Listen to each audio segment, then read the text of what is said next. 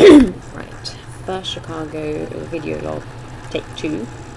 Because I tried recording this yesterday when I first got into my apartment, but my housemate was only out for about 5 minutes. I didn't get time to finish it, and I don't know them well enough yet to see them, for them to see me wandering around the apartment talking into a laptop.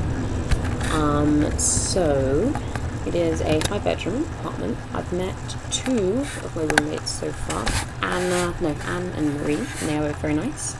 There's also a really small dog running around all the time called Figaro, who I love, and his owner, Anna, is passed out on her bed with the door open, which means he's been running around the apartment all night trying to get into my room, which has been in a couple of times already, and yesterday he peed in her, which I'm not actually too fussed about because it's hardwood floor and Anne cleaned it up, and hey, I have a dog, I'm used to these things. My room has a bed in it, which is the most important part, with a mattress, which we carried up a lot of stairs, which you would have seen if you saw Chris's Twitter yesterday. But that's pretty much all furniture at the moment, so I'm going to be looking around on Craigslist to see if I can just find a chest of drawers and maybe a desk. A desk would be handy. But this is my bed up there. It's a lofted bed, which is pretty cool because it means I have all of this room under here for stuff. I've got my towel hanging up, I've got my clothes hanging up under my bed, I've got piles of clothes, blanket in the corner for sitting on where my tea mug is.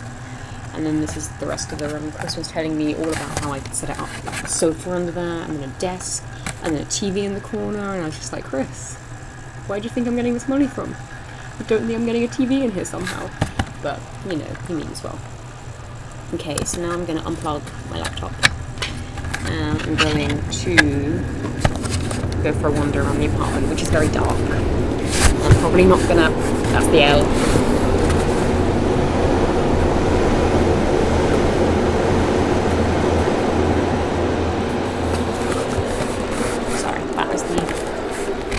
Train, and I figured I would wait for that to move before continuing. Alright, let's see how much I can see in the dark quietly so I don't wake up my housemates. So let's go.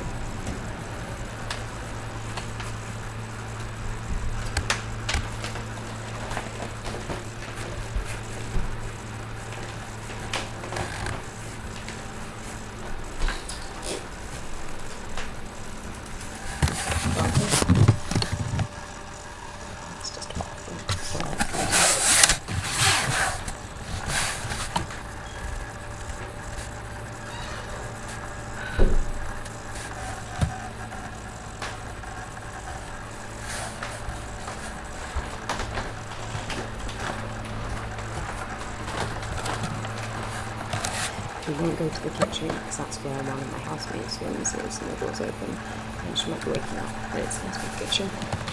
We're waiting on this.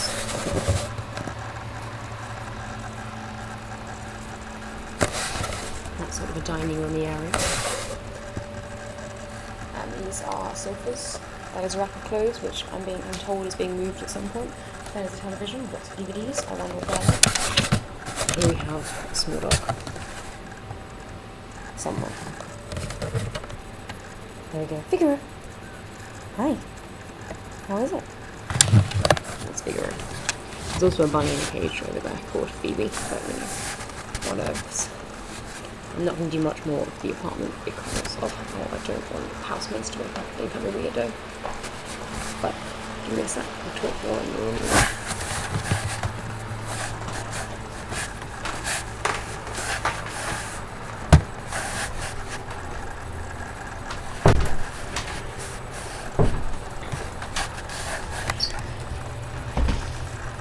Figaro and I are having a slight trust issue in that I'm not letting him in my room for a bit on account of having peed in him. So, that's cool. Right. This is my favourite spot, sitting on the floor, because of how the aircon is pointing pretty much directly at me. So that's good. Got some tea.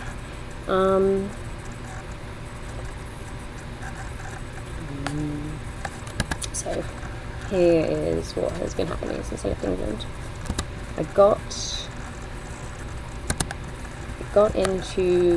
flew into New York Saturday night, JFK, with a headache, but the food was really good on the plane.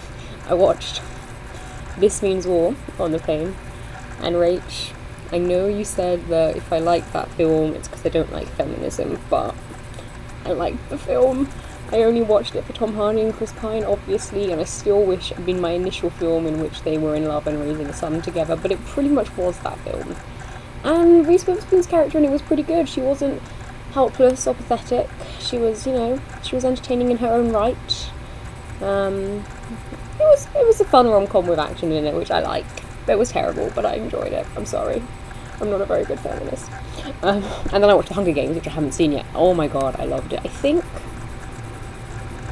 I loved the books. I really, really loved the books.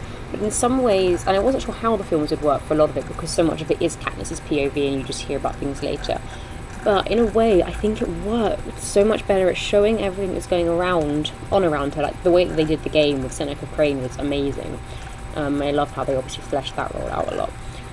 But I also, whilst I love the books, and Katniss is my favourite character, sometimes, her POV, she is quite naive, so sometimes you can just be Katniss, come on, sort it out. But it wasn't like that in this, and I think Jennifer Lawrence did an amazing job. Everyone did, really, actually. There were some really awesome moments in it, and it was a good film. I just hope the rest of the series is done as well, because it was excellent. But yes, then I got Border Control, and I was freaking out about Border Control this time around, because everything's been going wrong this past month, as some of you know and some of you don't. But it's been very, very stressful, and getting my views and everything to come out here has not been fun. And I normally fine with Border Control, but this time around I was like, there's going to be issues. I know there's going to be issues. So I got to Border Control. After a half an hour queue, oh my god.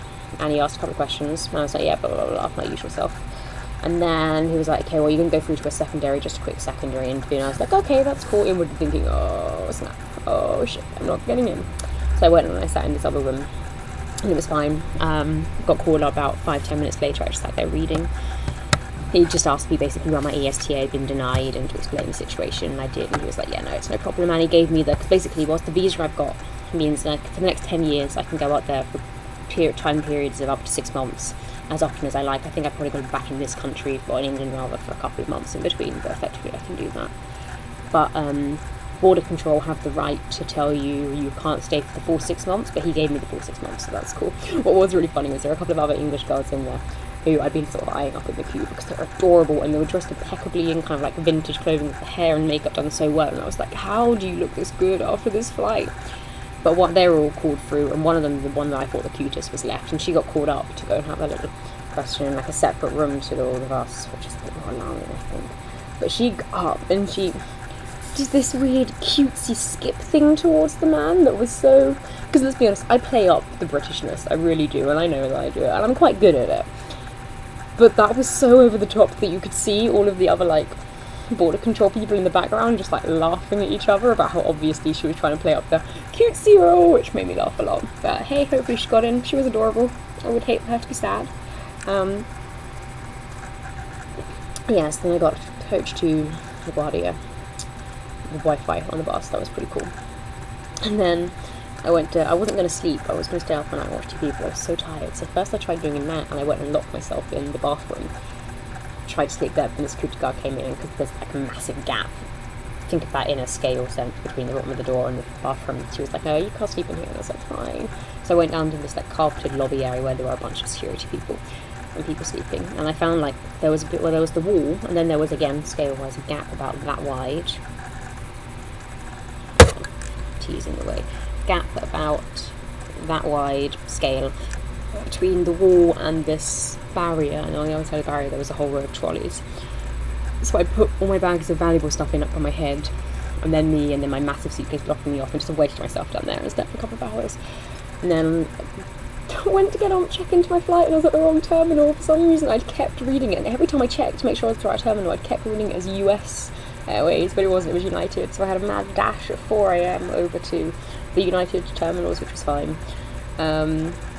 Checked in, flew in, got into Chicago at 7:30. I napped again on the plane, but I just had a headache constantly since the England to America flight. Got to Chris's. Jill went off to hang out with her dad that morning, and I was just napping on Chris's sofa whilst he played Call of Duty. And then I woke up at some point, and it was like storming outside, and he'd left a note on the table saying something like, "Gone to get drugs, here are some keys." Facts, don't burn down my apartment. Love Dad because he's funny. I think by gone to get drugs he meant gone to get Jill, but you know, that's fine. But yeah, I had the worst headache at this point, so much that I was feeling sick, and then I went and threw up because of the headache in the toilet, so that was awesome. But, you know, I survived, and then Chris and Jill got back, and I went to go get some Wiener Circle, because it's right next to them, and it's delicious, and it seems to cure all my illness in Chicago, because when I was hungover that one time, I got that, and that fixed me, and this made me feel better, because I think I was just hungry as well, because other than like a cream cheese bagel that I'd had in LaGuardia Airport, I hadn't really eaten anything for a long time, so combination of all these things. And yeah, and I'm in my apartment. We had to carry the mattress up many stairs. I slept here last night. It's pretty delightful. Today I'm going to go do some grocery shopping at Aldi and get my phone sorted out, and then start, yeah, getting stuff together. It's going to be epic. I'm so broke. I'm going to starve. But it's fine, because who needs to eat? I've got enough money to pay my rent, so at least I'm going to, you know, have somewhere to sleep. Yeah, so that's all. I will see some of you next month, and I'm going to try, like I said, to blog more frequently, since I'm actually going to have stuff to do and talk about, whereas I haven't for the past month or so. I've just been sitting watching TV on my laptop, so it's pretty cool. Anyway, love you all, see you later, bye.